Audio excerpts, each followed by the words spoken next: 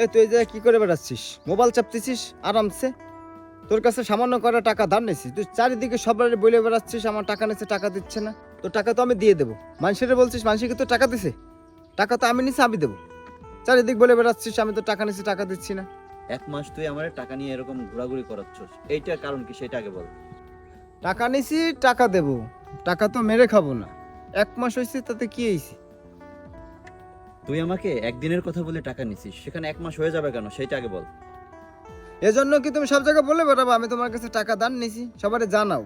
এটা তো সামান্য কিছু তোর জন্য, এরপরে আমি কি করব তোর ধারণা নাই। আপনার ফোনে টাকা পাঠাই দিছি, আপনি চেক দিয়ে দেখেন। হ্যাঁ, টাকা পেয়েছি, টাকা আসছে। তবে এরকম আর কারোর সাথে কইরেন না। আমি অনেক বিপদের মধ্যে ছিলাম, আমার দোকান ভাড়ার টাকা আমি রেডি করে রাখছি, তাকে দোকান ভাড়া দিয়ে দিব, সেই টাকা আপনাকে দিছি।